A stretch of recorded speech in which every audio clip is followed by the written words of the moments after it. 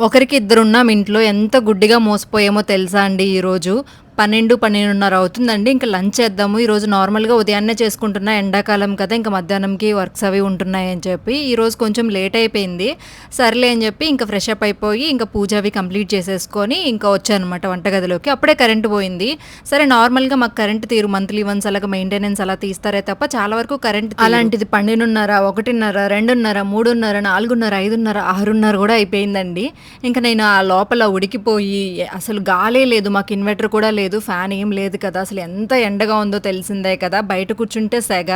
సర్లే ఇంక సాయంత్రం చల్లగా గాలొస్తుంది కదా అని బయటయితే పని చేసుకుంటూ ఉన్నా. చీపుర్లవి కొంచెం ఎండబెట్టి వాటినంతా దులిపేసి, పువ్వులు కోసుకొని అన్నీ చేసేసరికి టైం 6:30 అయింది. అప్పుడు వీధి లైట్లెలిగాయి. సర్లే మన ఇంట్లో కూడా కరెంట్ ఉంది కదా అని చెప్పి లోపలికి పరిగెత్తుకుంటూ ఎళ్తే ఎక్కడొచ్చింది? తీరా అక్కడ చూస్తే ఏమైందంటే కరెంట్ మాకొక్కటే లేదు. ఏదో వైర్ కాలిపోయిందంట. అందరికీ ఉదయం నుంచి ఉంది. ఇంక పక్కింట్లో అప్పుడెళ్లి అడిగానండి. ఇక్కడేంటంటే అందరూ జాబ్ చేసుకునే వాళ్ళు ఎక్కడ వాళ్ళు అక్కడ ఎళ్ళిపోయి సాయంత్రానికి ఇంటికొస్తారు. దానివల్ల నేను ఎక్కువగా మాట్లాడను. మన పనులు మనకే సరిపోతూ ఉంటాయి. అప్పుడు పక్కింట్లో ఎళ్లి అడిగితే ఆ మాట చెప్పారనమాట. ఇంక అప్పటికప్పుడు ఎలక్ట్రీషియన్ పిలిపించి అంతా చేసేసరికి రాత్రి 9:30, 10 అయిపోయిందండి. అదే విలేజెస్‌లో అనుకోండి ఫెసిలిటీస్ వేరేగా ఉంటే అందరం మాట్లాడుకుంటాం. వెంటనే 5 నిమిషాల్లో స్ప్రెడ్ అయిపోద్ది కదా న్యూస్ అయితే.